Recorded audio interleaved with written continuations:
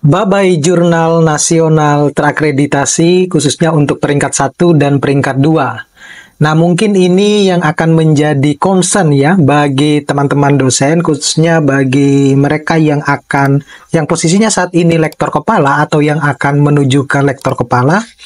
Saya tidak berbicara tentang guru besar karena mereka sudah tidak harus lagi memikirkan jurnal nasional terakreditasi, khususnya yang masuk dalam kategori Sinta 1 ataupun Sinta 2.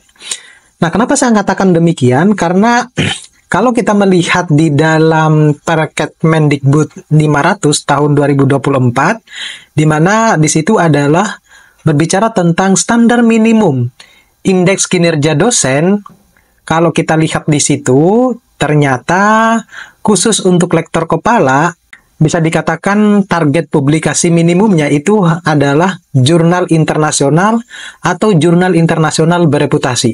Ini tentunya akan menjadi hal yang sulit bagi teman-teman dosen kalau sebelumnya atau biasanya mereka hanya berfokus pada penulisan di jurnal nasional terakreditasi, terutama untuk Sinta 1 ataupun Sinta 2.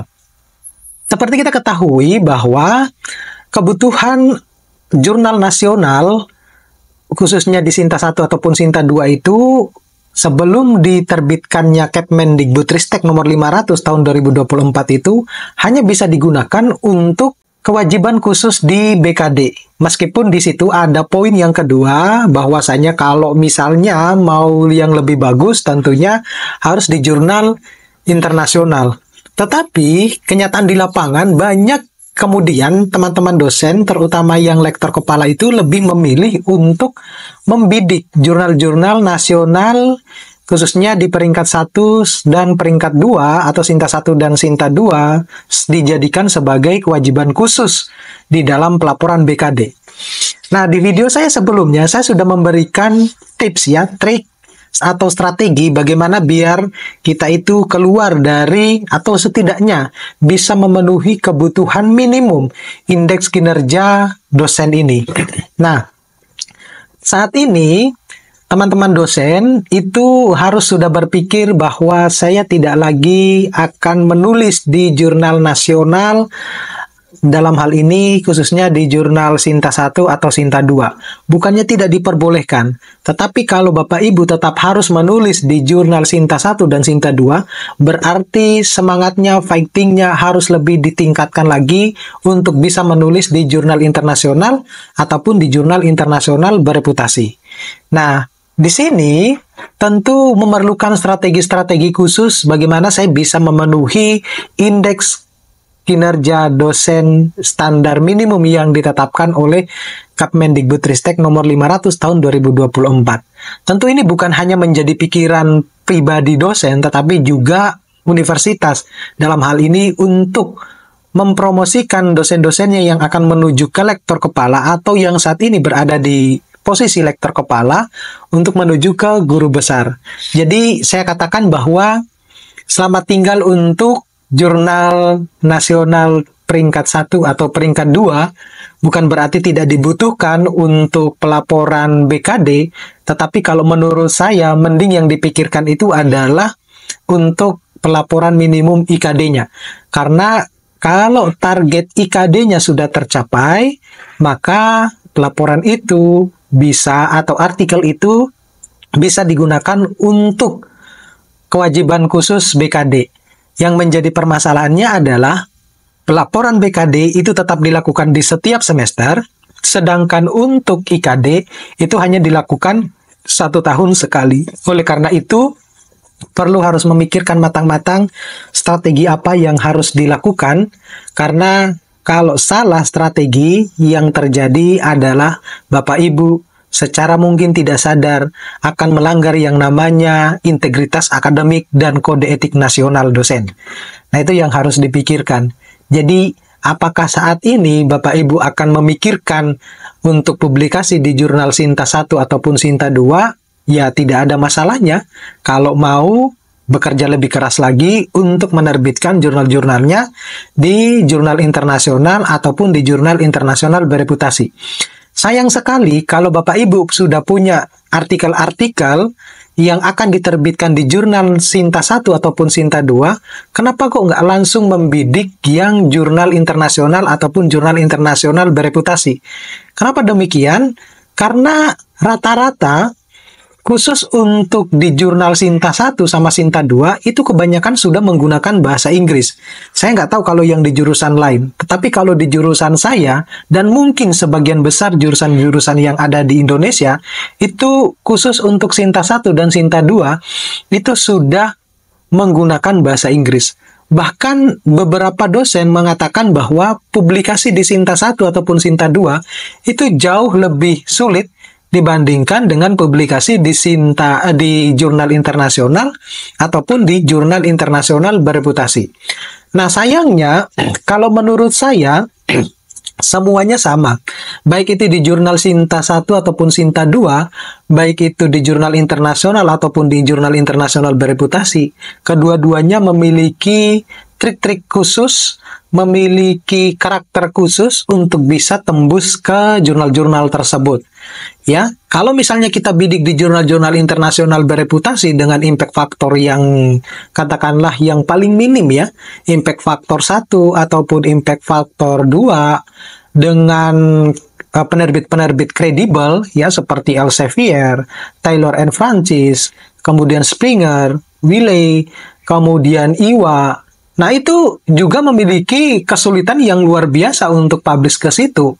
Nah, sama halnya ketika Bapak Ibu juga publish ke jurnal-jurnal Sinta 1 ataupun Sinta 2. Jadi, semuanya tergantung dari bagaimana artikel saudara atau bagaimana cara saudara menulis untuk bisa tembus ke jurnal-jurnal tersebut. Baik itu jurnal Sinta 1 atau Sinta 2, atau bahkan ke jurnal internasional maupun ke jurnal internasional bereputasi. Kalau Bapak Ibu membidik jurnal internasional maupun jurnal internasional bereputasi, maka kuncinya adalah Bapak Ibu harus lebih banyak membaca jurnal-jurnal yang diterbitkan di jurnal-jurnal internasional ataupun di jurnal-jurnal internasional bereputasi. Karena dari situ Bapak Ibu akan memiliki pengalaman ternyata menulisnya itu seperti ini. Tetapi kalau Anda, Bapak Ibu banyak membaca jurnal-jurnal Sinta 1 ataupun Sinta 2, kemudian bermimpi untuk publikasi di jurnal internasional ataupun di jurnal internasional bereputasi, maka saya tidak yakin bahwa jurnal Bapak Ibu akan dimudah diterima di jurnal tersebut. Meskipun banyak yang beranggapan bahwa publikasi di jurnal internasional ataupun di jurnal internasional bereputasi itu mahal dan bayar ya, bayar dan mahal gitu katanya. Padahal jurnal internasional bereputasi itu rata-rata semuanya gratis. Hanya saja triknya tidak tahu bagaimana caranya biar kita publish di jurnal internasional bereputasi. Nah, ini yang banyak juga dilakukan oleh teman-teman ketika mereka meminta tolong ke saya untuk menganalisiskan jurnalnya, melihatkan artikel-artikelnya, apakah ini sudah layak untuk publikasi di jurnal internasional ataupun di jurnal internasional bereputasi. Dan alhamdulillah sudah ada beberapa dosen yang berhasil publikasi. Ini bukan untuk promosi. Ya, saya bantu ketika misalnya saya punya waktu saja. Kalau nggak punya waktu, ya mohon maaf kalau saya misalnya telat untuk memberikan respon di Instagram ataupun di Facebook ataupun di YouTube saya. Tetapi yang menjadi hal yang terpenting dalam video ini adalah Bapak Ibu harus sudah merubah mindsetnya ketika untuk memenuhi standar minimum IKD-nya atau indeks kinerja dosennya. Ya, karena sudah tidak boleh lagi memikirkan jurnal Sinta 1 ataupun Sinta 2 kalau sesuai dengan strategi yang saya terapkan. Kalau menurut saya lebih langsung membidik yang jurnal internasional ataupun yang jurnal internasional bereputasi, ketimbang saya harus memikirkan yang jurnal Sinta 1 ataupun Sinta 2, toh mereka sudah menggunakan bahasa Inggris. Jadi tinggal dipoles sedikit saja, tinggal ditambahkan sedikit saja, dan kita bisa submit ke jurnal internasional ataupun di jurnal internasional bereputasi. Kalau ditanya apakah jurnal internasional itu banyak yang gratis, selama ini saya belum pernah publish di jurnal internasional. Jadi saya hanya cuma publishnya di jurnal-jurnal internasional bereputasi yang masuk di database penerbit kredibel, sehingga saya tidak memiliki pengalaman untuk publish di jurnal internasional yang dalam tanda kutip bisa dikatakan jurnal ecek-ecek, yang mungkin dalam 1 ataupun 2 tahun bisa berpotensi menjadi jurnal yang discontinue atau kemudian masuk di database jurnal abal-abal. Oleh karena itu, Bapak Ibu kalau mau bisa publish di jurnal internasional bereputasi, Bapak Ibu harus bisa lebih banyak meluangkan waktunya untuk bisa membaca jurnal-jurnal internasional bereputasi, melihat seperti apa mereka menulis, melihat seperti apa mereka menampilkan datanya, melihat seperti apa mereka menulis metode penelitiannya. Dan sebenarnya kalau dengan teknologi AI, itu sudah tidak ada alasan lagi bahwa kita menulis dalam waktu yang cukup lama ataupun kita membaca dalam waktu yang cukup lama, karena kita sudah terbantu dengan artificial intelligence yang bisa kita manfaatkan, kemudian bisa mempercepat kita untuk membaca ataupun menulis artikel-artikel di jurnal internasional bereputasi. Mudah-mudahan ini bisa bermanfaat buat teman-teman. Nanti kalau ada yang mau dikomentari, ada yang mau sharing-sharing, silakan komentar di kolom komentar YouTube saya yang terutama, ataupun mau yang bersifat privat bisa ke Instagram saya ataupun ke Facebook saya. Tapi mohon maaf kalau misalnya agak lamban saya merespon di Instagram ataupun di Facebook, karena banyak juga yang harus saya respon. Terima kasih, saya akhiri. Assalamualaikum warahmatullahi wabarakatuh.